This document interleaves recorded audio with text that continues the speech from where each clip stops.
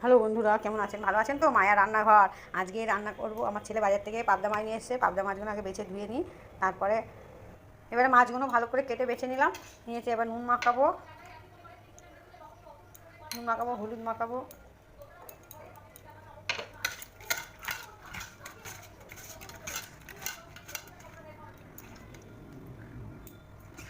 হলুদ মাখিয়ে নিলাম। এবারে ভাজবো।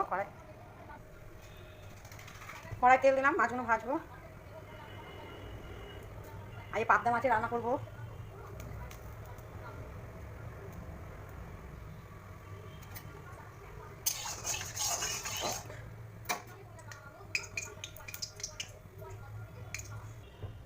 তেল গরম হয়ে গেলে মাছগুলো ভাজবো।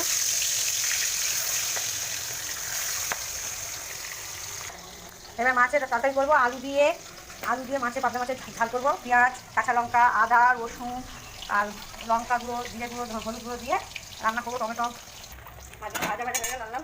এবার তুলে নিই।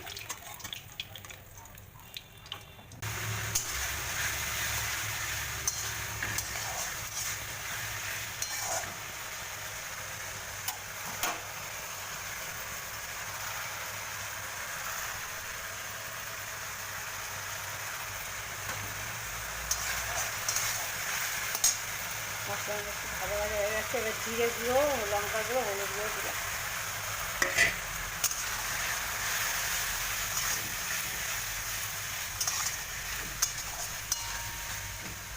আগে তো আলু সিদ্ধ করে রেখে দিয়েছিলাম,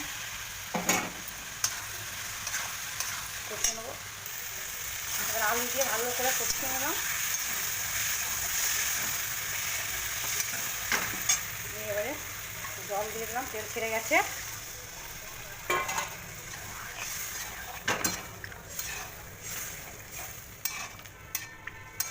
তরকারি হয়ে গেলে নাড়িয়ে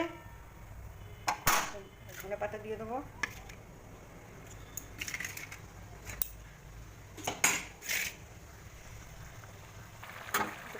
তরকারি হয়ে এসছে, শুকনো শুকনো হোক, তারপরে মাছগুলো দিয়ে দেবো।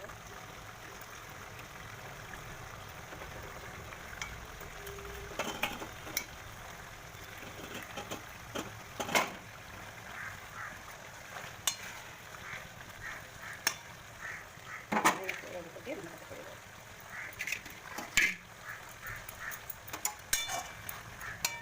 হয়ে গেল রান্না, নামিয়ে।